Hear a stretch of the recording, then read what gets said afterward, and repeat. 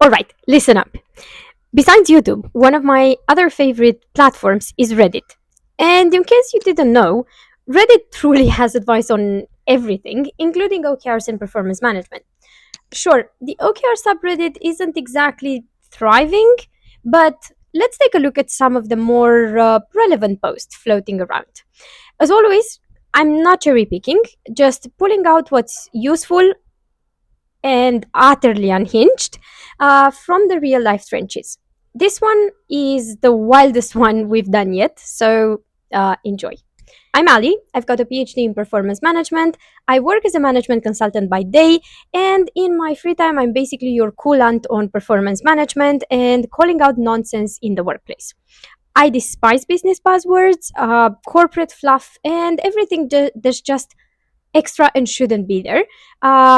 We don't like making things harder here, and we really don't want to overcomplicate. So, join me in my quest to make performance management and organizational life a little less embellished and a lot more real. Let's see what Reddit has for us today. Kicking things off with OKR meeting destroyed my productive day. Have you heard of OKRs? Objectives and key results. It's so stupid. If you want to know what projects I think are important, why, and how I'm prioritizing them, I'd love to tell you. But when we sit in a team meeting for an hour and a half discussing and rediscussing whether or not something is a task versus a key result and debating word choices, God, I'm so frustrated and upset and anxious because I can't get my head back on straight and productivity is destroyed. I was supposed to get things done today. Instead, I'm crying under the covers. What a spiral. Talking about how to word a task list instead of doing said tasks or working towards said objectives. Okay, so let's stop here for a second. First of all, it shouldn't be a task list. So it's not just about wording what a task list or a task is and what a key result is. It should be about actually differentiating between the task and the result that you get from that task or the outcome that you get ultimately from your work. So it's not just word choices, and if they make it into word choices, then see, that's the problem. This right here is the problem. Obviously, with OKRs, we shouldn't just make things harder or make people frustrated or crying under the covers.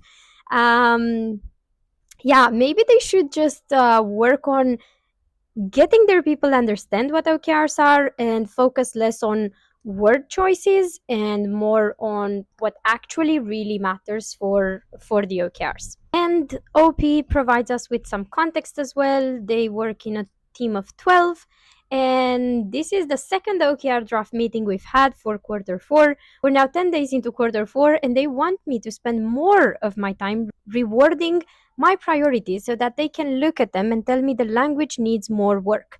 Well, again, see, this is not just about rewording or wording, and if this is the whole process that OP is going through, fair enough. I think we can all understand that probably management is losing the point. But yes, words do matter. The way we phrase things in does matter. But it shouldn't take more than, say, 1 hour for a team that has a bit of experience.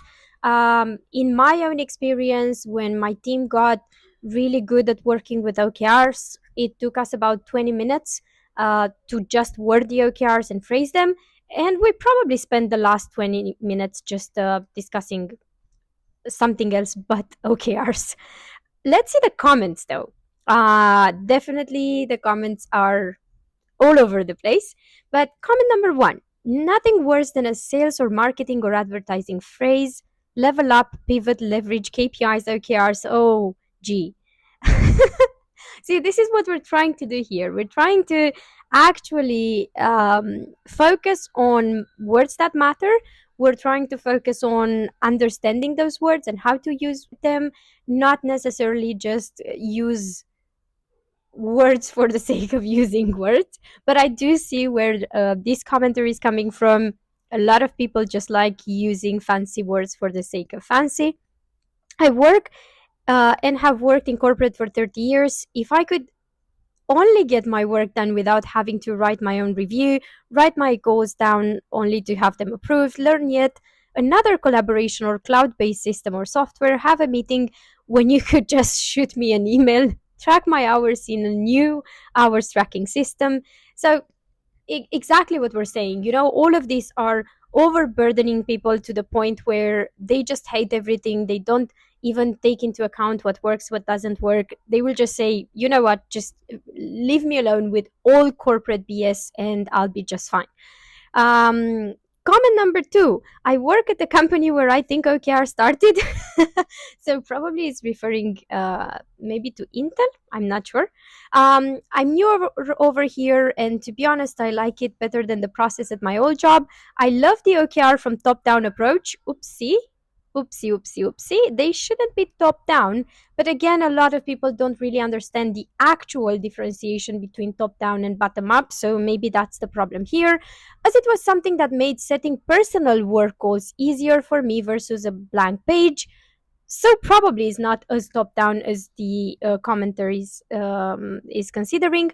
That being said, I don't think I've redone my OKRs for 6+ months, and I keep forgetting to do it when there's downtime because it's easy to push off.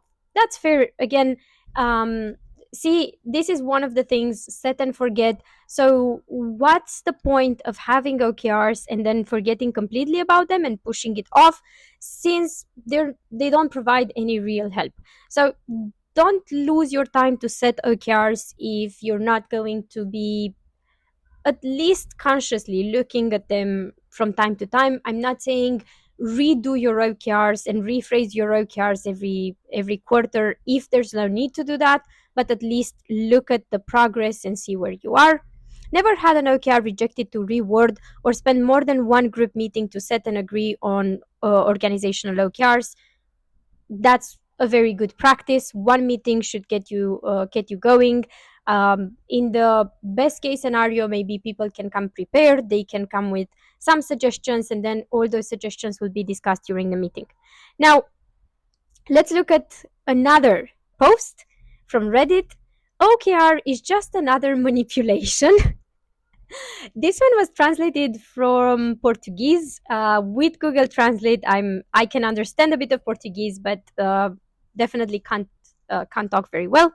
So OP is saying, for me, OKRs in companies are just another way for them to make better use of the capacity, time, and energy of tired devs. I've often had to study the company's requirements in my free time just to meet aggressive OKRs. Oh, no, no, no, no, no. It should not be done in your free time. So these OKRs, as aggressive as they are, they should be done within the company's time. It's not something that you do in your free time. This seems to have triggered people because it has a lot of comments on it. I chose some of the best for you, but I do recognize that a lot of people are frustrated when companies are asking them to work in their free time. So, comment number one, everything in the corporate world is theater, OP. As Kafka said, the greatest shame there is realizing the world is a costume party and you've been dressed as yourself. Okay, so we're going philosophical here, but yes, I see where this is coming from again, because I've seen this happen time and time again with organizations just faking it. Everyone is putting their best costume on. Everyone is using the fancier words they know. Everyone is just trying to portray something they're not, which makes people that like real discussions just hate everything and try to keep everything at a distance. Comment number two, while we're adding wood, the stove keeps burning. OKR should be aggressive and above all achievable. If you're meeting them, why would the company think otherwise? When you take work home and deliver on your projects, it creates the impression that your 8 hours of work were enough. Don't sacrifice your free time. You're fueling this vicious cycle. Yes, yes, yes, yes. I couldn't agree more with this comment. Please do not take work home unless it's something, again, very, very crucial. And as an exception, this should not be done on a daily basis, on a regular basis. Let's spend a bit more time in these comments because they seem to be fire. I absolutely love the drama here. So, comment number three. In my 10-year career, the most productive team I've ever worked for was my final project team, believe it or not. There were no frills, yay! It was a startup style project, and we had Trello and Google Drive, and that was it. No silly ceremonies, no acronyms, no nothing. Again, I'm not here to say you shouldn't measure things. Obviously, I'm a performance consultant, so I'm going to tell you you need objectives and some measurements. But I definitely agree. Just trim it down to the basics and just use what's important for you. I've worked for well-known and reputable companies, and they all suffer from the same thing: business people inserting bottlenecks where they don't need to, inventing 1 hour meetings to solve something that 5 Slack messages can solve, and so on. Slack is triggering to me. I dislike Slack. I'm sorry for all the people out there that use Slack and they love it, but to me, it's just a mess. It's extremely, extremely challenging to work with. I can't find anything in that Slack. I would just drop Slack rather than KPIs and OKRs. I'm sorry. Comment number 4: what is an OKR? Go live your best life, bestie. Just forget about OKRs. You don't need to know if you haven't heard about them before. Just just go live your life. Comment number 5: I'm rethinking. I have 5 recruiters on my tail and I don't like the goals they set for me. Why do they set the goals for you? Again, it's not OKRs if somebody else gives you the goals that you need to have. Also, goals, objectives, we're not even going to go into the way people use terminology these days.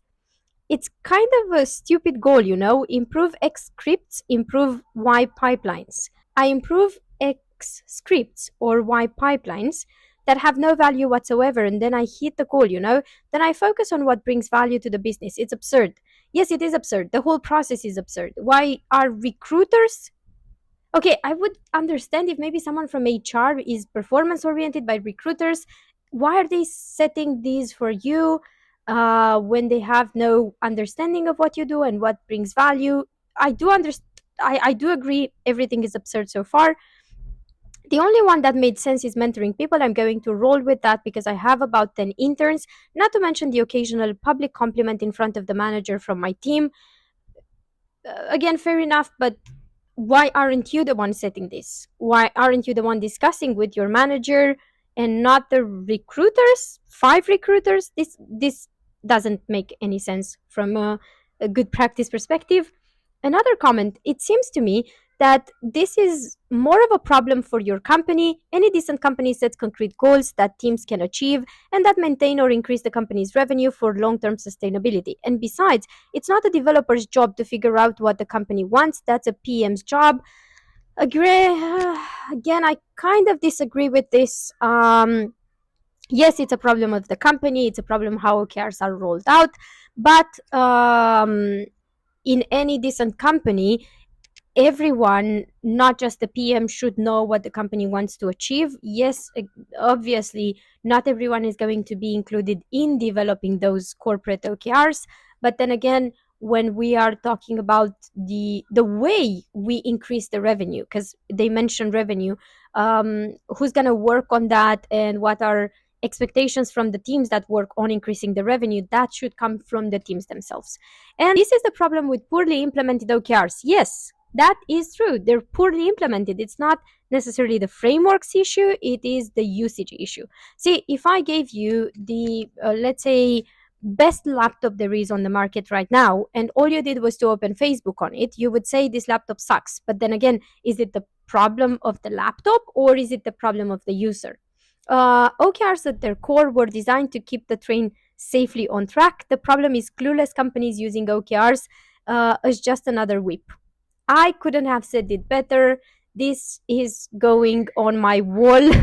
I'm gonna make this into the motto of my course, maybe. I really do agree with what this comment is saying. Moving on to the second post: are OKRs representative or reductive? Holy, you really do like a lot of big words for no reason, people, don't you? I've been using OKRs for a few years now and have encountered different opinions on this. Just curious about people's approaches.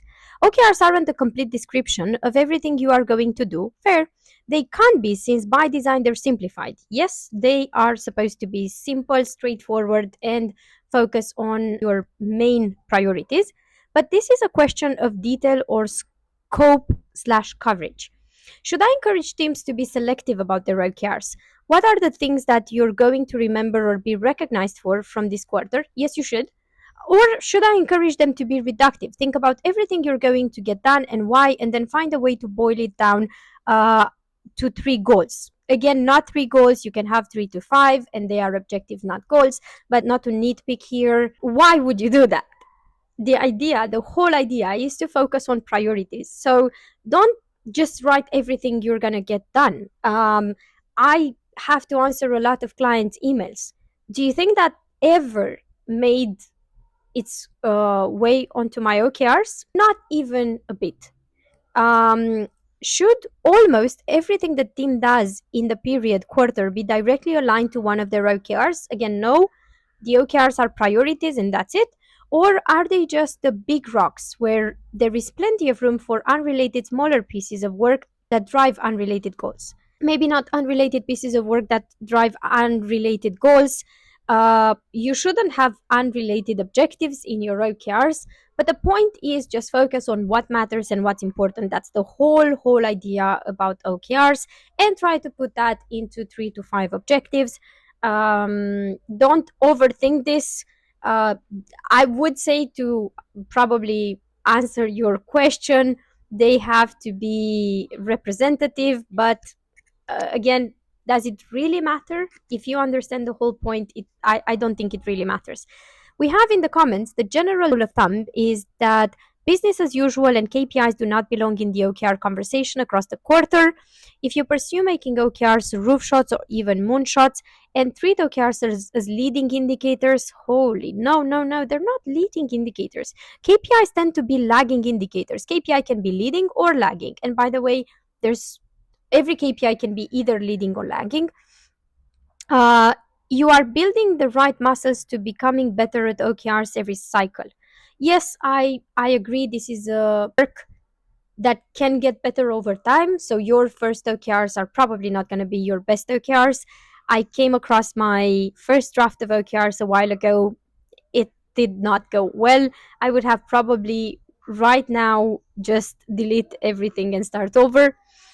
Even if your team does include some key results that resemble KPIs, they might resemble KPIs because guess what? Key results include metrics. KPIs are metrics. So there you go. Or business as usual initiatives. Key results should not include initiatives.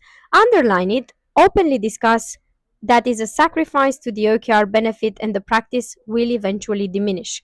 Yes, I agree with some things that this comment says, but not with everything. So, to sum it up, OKRs are not leading indicators, KPIs are not lagging. This is something related to metrics, which are KPIs or can be included in key results.